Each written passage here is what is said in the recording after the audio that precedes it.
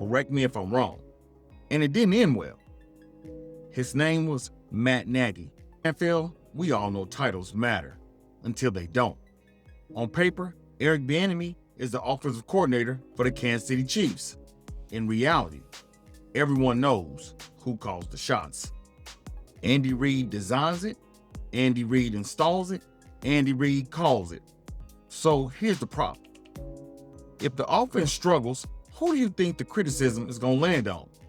Not the legend, the guy with the title, Eric Bieniemy. Now, let's talk about Matt Nagy and how that worked out. Nagy was labeled as the offensive mind because he stood near greatness. He rode proximity straight into a head coaching job. And once he was actually responsible for everything, it collapsed. The offense was incoherent. The quarterback regressed. The identity disappeared. But here's the key part.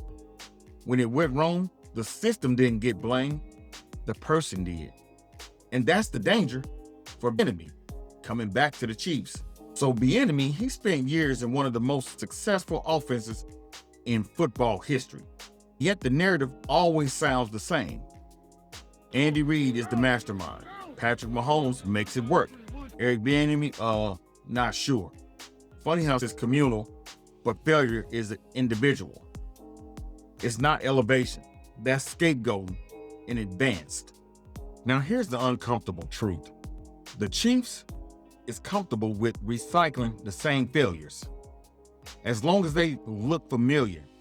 Nagy, Pennell, Nagy, they just came out and admitted that they messed up. They should have addressed these issues first. But they love to be in their comfort zone, okay? And they're afraid to get out of their comfort zone. Brett Veach, Andy Reid. That's why we have Bieniemy back again. And the Chiefs pretend that it's coincidence. No, it's preference. They want control, predictability, and comfort. That's why they hired Eric Bieniemy. Bieniemy don't represent none of that. That's what they brought him in for, to throw the monkey wrench at you, to pull the veil over your eyes. That's why they brought Bieniemy in. He's going to bring stability, aggressiveness, accountability. You trying to tell me that NFL coach with the stature of Andy Reid don't have control, predictability, accountability? Make it make sense. Now, let's be clear. This is not an attack on Andy Reid. Andy is one of the greatest offensive minds ever. But his presence creates problems. Because as long as Andy Reid is there calling plays, every coordinator that comes in that door under him lives in the gray zone. If it works, it's Andy Reid. If it doesn't work, it's you.